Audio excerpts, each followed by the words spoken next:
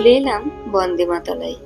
এখানে বসেই সাহিত্য সম্রাট বঙ্কিমচন্দ্র লিখেছিলেন কালজয়ী ভারতের জাতীয় গান বন্দে মাতরম। দেখুন লেখা আছে, এটি বন্দে মাতরম বা বিন্দুবাসিনী মন্দির। তবে পুরো মন্দিরটির জায়গায় এই মন্দিরটি নির্মাণ করা হয়েছে। এই মন্দিরেই রয়েছে বিন্দুবাসিনী বৃক্ষ। এই বৃক্ষটিকেই মা বিন্দুবাসিনী নামে পুজো করা হয়। জনশ্রুতি আছে, জেলার ডেপুটি ম্যাজিস্ট্রেট থাকাকালীন নৌকায় করে ভান্ডারদাহ বিল দিয়ে যাতায়াতের সময় মায়ের পুরো মন্দিরে এসে উপস্থিত হন সাহিত্য সম্রাট বঙ্কিমচন্দ্র। মন্দিরে অবস্থানকালে সবুজের সমারোহ, পুষ্পরাজ ও প্রাকৃতিক শোভা দেখে অভিভূত হন এবং রচনা করেন কালজয়ী গান বন্দে মাতরম, যা তৎকালীন বিপ্লবীদের রণধ্বনিতে পরিণত হয়। গানটি রচনার সময়কাল 1875 খ্রিস্টাব্দ।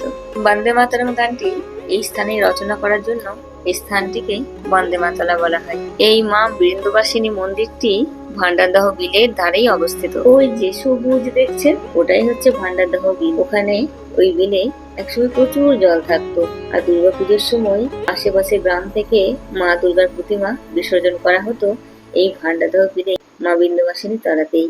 আমরাও এসেছি।